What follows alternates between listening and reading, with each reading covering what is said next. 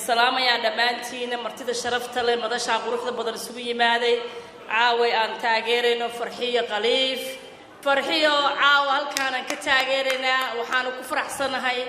أنا قف أو اسكسو بحضي أو هدر سو استاكتي أو سياسة دا قبل كان ربطة إني كوبيرتو مينيسودا سنة كذا ما أهن إنتان أقانو وقف أنا سلايا هاي مركان قيمي قف كسو بحي كرتا شقادان أنا سومالينا سيسيمن ومدايسن ومتهلي كرتا أنا ولا شيء وحاول جينا يا قول أنا قرب كذا أنا هاي مركزتا هذا يهدو بركة صوب حضبة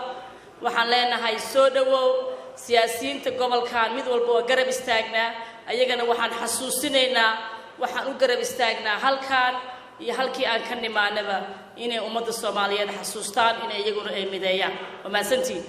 meesha waxa la isugu yimid waa la cadeeyay waa taageerida farxiyo qaliif iyo ka qaybgalka inay ka qayb noqoto madaxda Minnesota in la taageero af iyo adin iyo maal intaba farxiyo waa lagu taageeray waan ku taageernay adigana waan ku ducaynaynaa ilaahay haday khayr ku tahay inuu ku sahlo taageerayaashana waxaan leenahay waa mahadsantihiin intaan iyo dugula sii dhawaataan qof kasta oo yimaada oo Soomaaliya oo walaalo oo u baahan in la taageero gacan la siiyo sidii lagu yiqiin bahweynta Soomaaliyeed ee Minnesota magacaygu waa Usmaan Axmed waxaan ahay musharax laakiin waxa ka horeysa inaan horta u hambaliyeeyo walaashay Farxiyo Jordan oo u caranaysa ama caawi xafladeeda la iskugu imaaday sanadka Minnesota marka horta marka hore igu sacabiya Farxiyo hadda ugu jeedo Farxiyo aniga horta waqti dheer aan soo jabnay marka walaaltinimada ka sokow dad is yaqaanaan nahay waana ku faraxsanahay caawin ordayso waxaana rabaa inaan dhaw waa taageeraya anigoo musharaxana waxaan rabaa inaan ka qayb qaato donation-keeda caaw horta waxa meesha loogu muhiimsan waa lacag la bixiyo marka anigana waa ku yaboohaya أنا كوسو قراية تشيك شن بقولة مركع عاو قفت العقد حنا يهرت حبيحي إن شاء الله.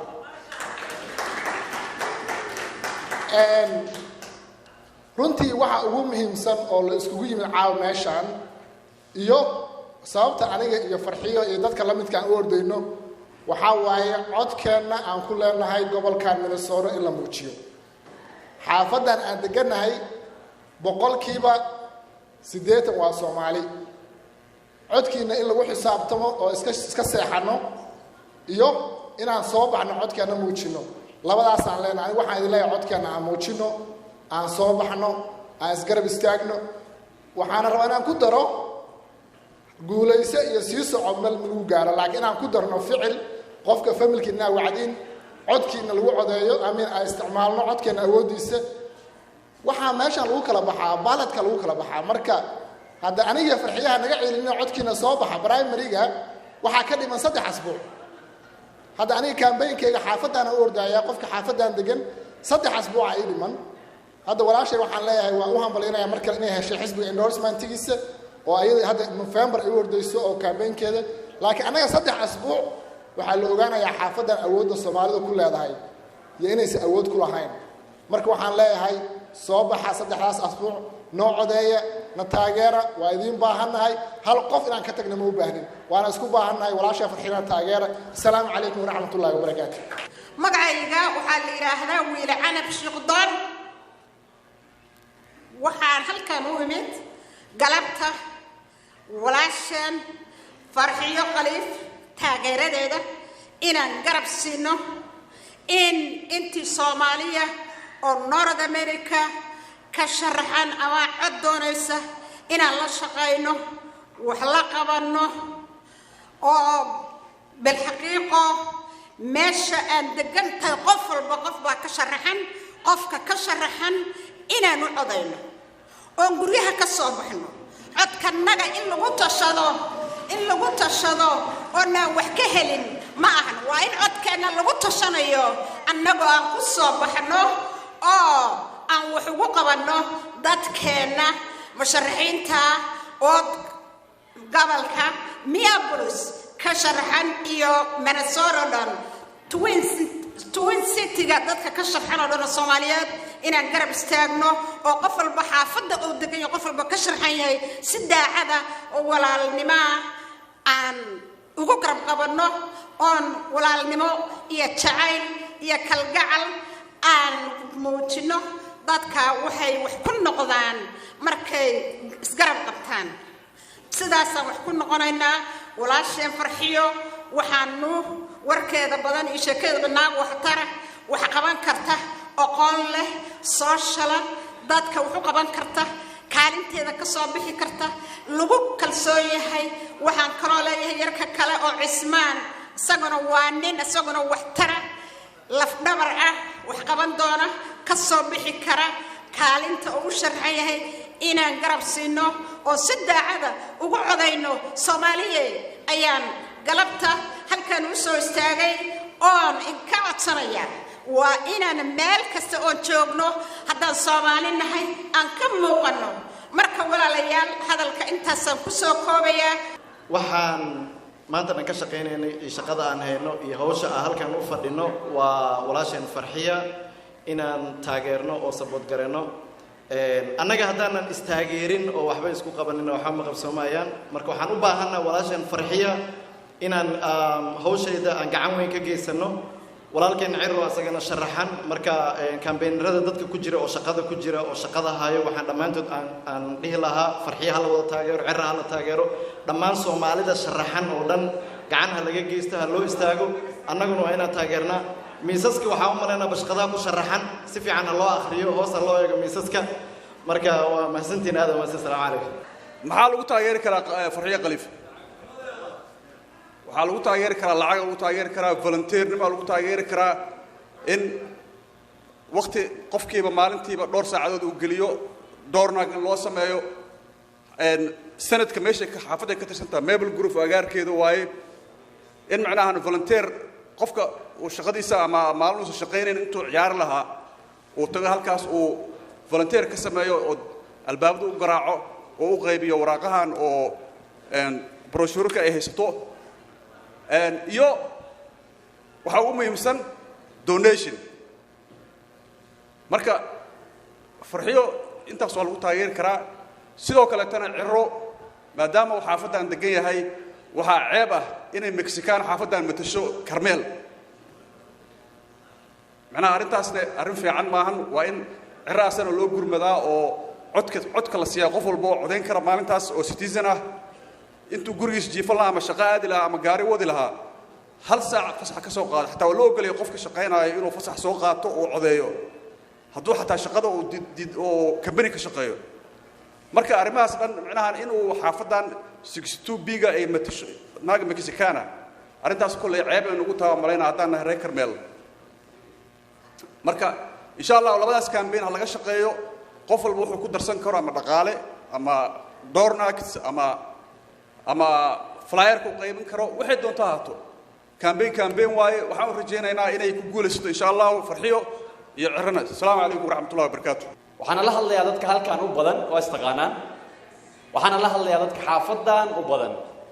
oo ay ka doonayso Farxiyo taageeraha caaw now waxa laga yaabaa inay sababtu tahay oo maxaa anaga siyaasad maxaa dan oo nooga jirta laakiin wax yar baan idin xasuusinayaa nolosheena oo dhan waxa ku hareeraysan waa siyaasad amniga meesha aad degan tahay waxa go'aan ka gaara waa maxay waa siyaasad Soomaa caafimaadka xaafadda aad degan tahay maxaa go'aan ka gaara siyaasad Soomaa waxbarashada xaafadda aad degan tahay waxa go'aan ka gaara sidoo kale siyaasad Soomaa wax walba ee kugu hareeraysan waxa go'aan ka gaara waa siyaasad now siyaasadda adiga waa ka ordi kartaa laakiin ayadu kama ordayso bal way kugu soo ordaysaa haddaad damacdo inaad ka baxsato waxaan rabaa marka inaan halkaan caawa wax loo joogahay oo ugu muhiimsan waa inaan jeebkeena ku laabanaa dhaqaale ku taageernaa qofkii xaafadda ay degan tahay Farxiya ay u tartamayso codsiya u volunteer gareennaa albaabada u garaacnaa oo aan u istaagno xanta nala ku xamanayay ee ahayd in aynan siyaasadda ku firfircoonayn farxiyo way jibisay caawa waxay tiri waa ordaayaa laakiin annaga inaan jibinno inaan dhaqaalo ku bixinno soo nala kama doonayo wiil yar waa wada taqaanaana aabbihiis intuu wuxuu yidhi aabbo waxaan adna waxba kuu dhimin anna waxa itara ii dheh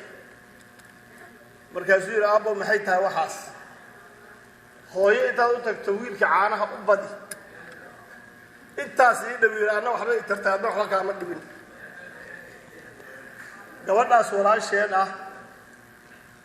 oo dadaalka badan samaysay aniga derisaan nahay intaan ka aqaano qof wanaagsan maasha allah dadaal badan niyaddeeda wanaagsan tahay u istaagtay inay dadkeeda wax u qabato farxiyo in aan annaga waxaan annagana dhib nagu ahayn ayada iyo dadkeenna iyo annagoo dhanna anfac noo ah aan samayno waa inaan gabadhaas taageerno horta taageeradii ama lacag ku taageer ana horta markii hore ma soo istaagin ilaa aan kunka bixiyo kunka markaan bixiyo kadib aan hadli karaa waxaan idinla hadlayaa waxa waaye kalsooni ah gabadhaas qof aniga iga liitaa idinkuma jira qof kasta wuxuu awoodo inuu gabadhaas ku taageero oo dhaqaalo ah kow qofkaan dhaqaalo heli karin muxuu ku taageeri karaa voodkiisa inuu tago meesha uu usoo foodgareeyo ayada iyo ninka la yidhaahda ciro xaqay noogu leeyihiin waana dadkeennii waana na matelaan waa wax simbal ah wax culus ma ah qof adiga kaa mida kuna matala inaad u kacdo waktigaaga wakti ku bixisood u foodgarayso haddaadan lacag heli karin waa mid in sida walaalkeen sheegay aad dadka u sheegto oo tiraa war qofkaasaa jira ha loo codeeyana waa wanaag kale meesha aan degannahay waxaa la yidhi meesha ama ka muuqo ama ka maqlo suuqaasaa loogu xigo maalin walba saasaa qof cabaadaya kuugu soo leexana saaraa la ii gala ku leeyahay laguma gelaya haddaad adiga meesha wax ka noqoto oo dadnimadaada iyo jiritaankaaga aada muujiso oo qofka walaalkaaga aada u aqoonsato qof jira oo wax qabsanaya oo socda adna aada garab ku siiso horta saddexdaas qayboodba walaasheena loo taageero. I am so grateful that you are here and a part of Minnesota, and I'm even more grateful that Farhio moved here to be a part of your community, and she's my friend. Farhio and I met advocating for our children, for diversity and inclusion at middle school, and we have been fast friends ever since, realizing that all of us struggle to have our human rights recognized, and that every human is important, and that we should fight for that.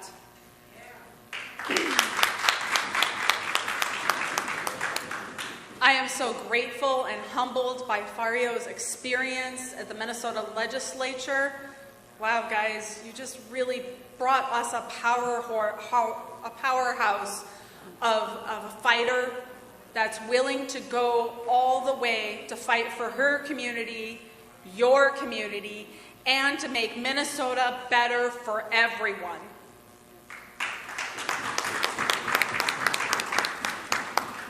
Farhio understands that campaigning is about building community. It's about building your community, it's about building the Maple Grove community and our Senate district, and it's about connecting everyone better. Because Farhio understands, looking and learning from the Minnesota legislature, that everybody deserves to have the representation that they need. Everybody deserves to be heard. My friend has been working so hard to connect with all of you and connect with our Senate district, because Minnesota deserves better.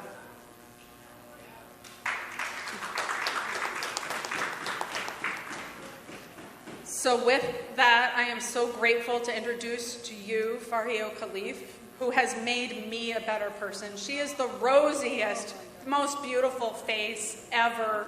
who always supports me and makes me feel like a stronger,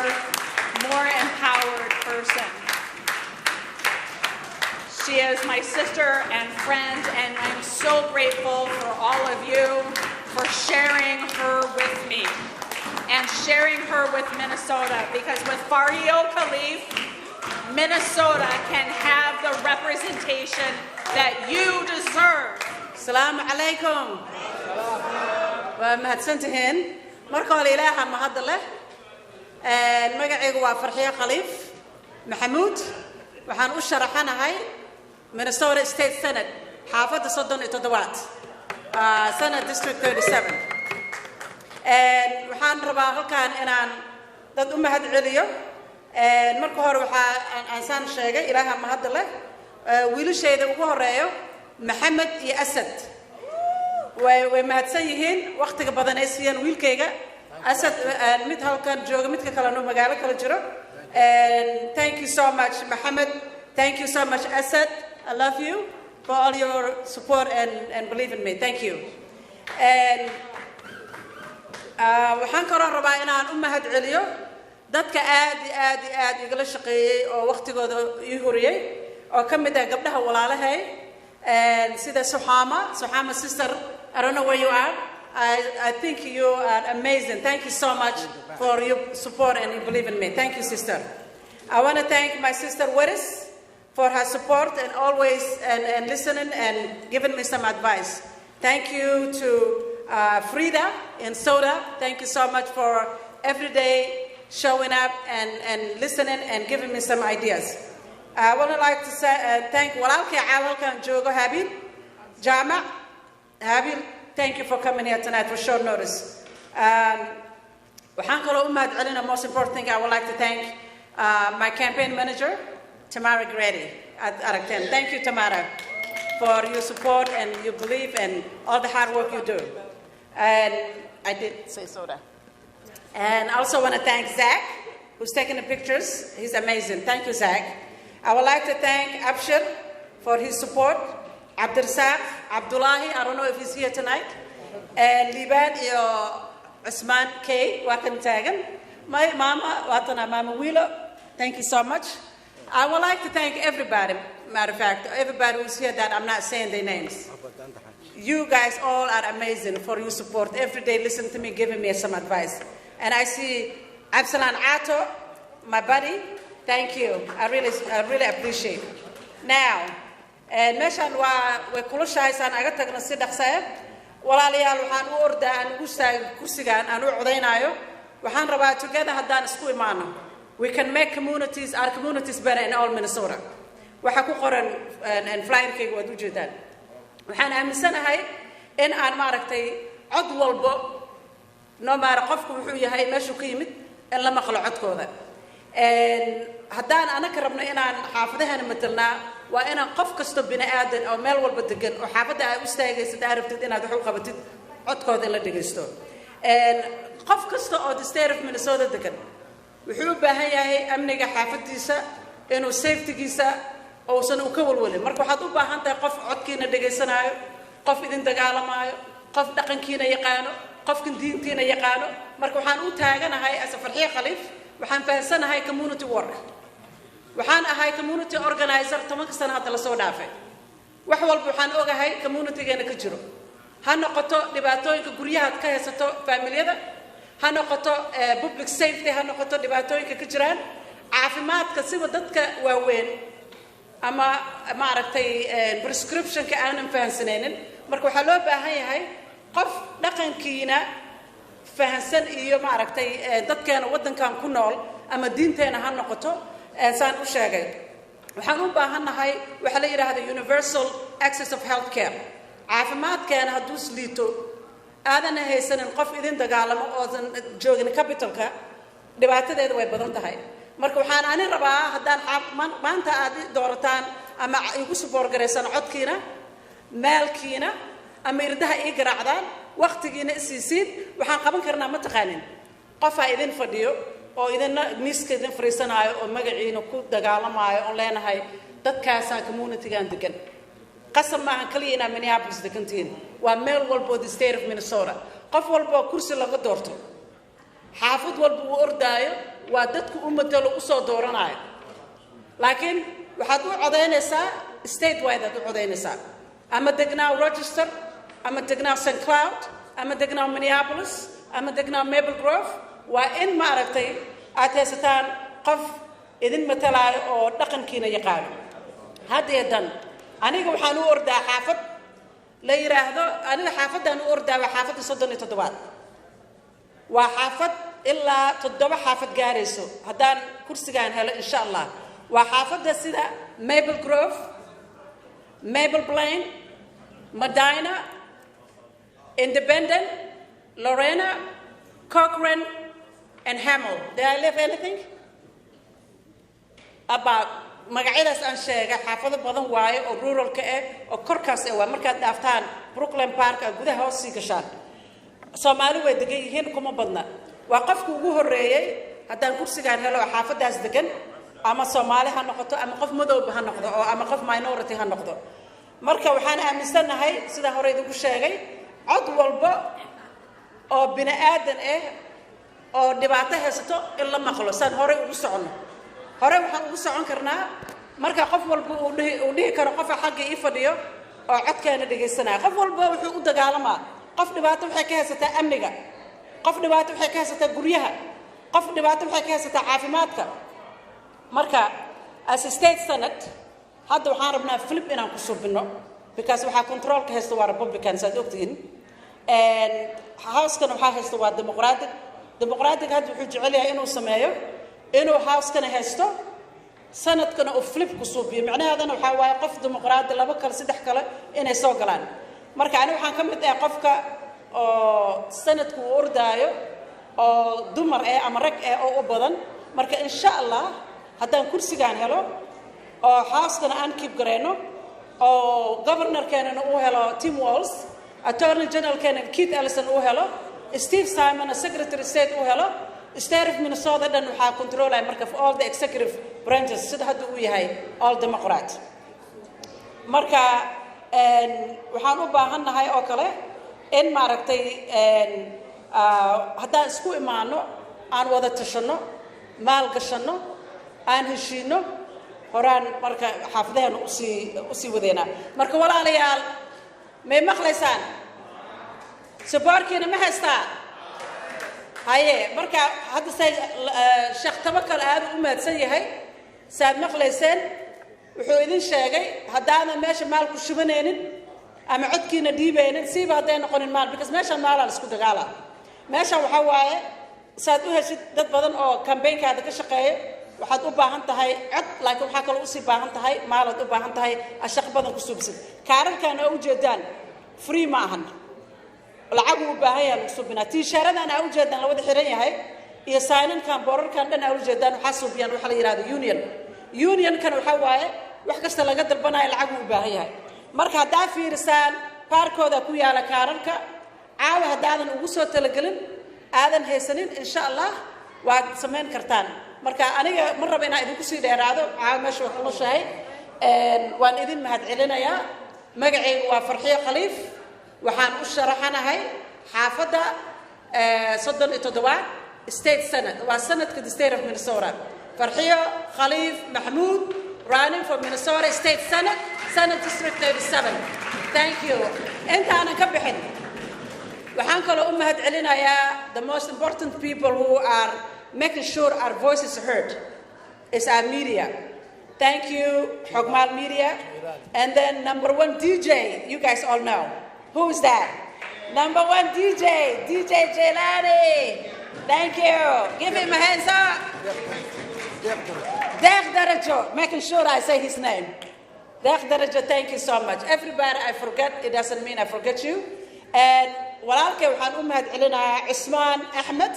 who are running for state and house Ismaan Ahmed Ismaan Irra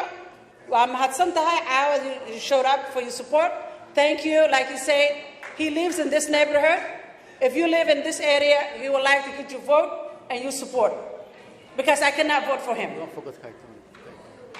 Kayton is here making sure. Where is Kayton?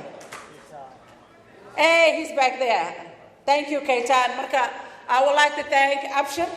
I would like to thank Ibrahim. I would like to thank Bosaso, who's here. Thank you so much. Am I leaving anybody out? Please do, if you raise your hand. Mama Faduma. Mama Yasha Gadal Farian. Walasha Hawadina. My sisters, everybody's here. Amina Zahra. Nasra. All the beautiful ladies in the back. Thank you. I'm sweating, ladies. I'm sweating. Well, I'm not sent to him. Yeah? Midko, even though I'm the high walaalkay, Habila Awa Jogo, lakin, qofka anaka dhan booskan oo magaciisa aan wato, adeerkay aabahay Khaliif oo halkaan fadhiyo. Maasha Allah, adeer Khaliif, aaway ma baxay. Adeer Khaliif waa mahadsantahay caawa halkaan imaatid. Thank you so much, everybody.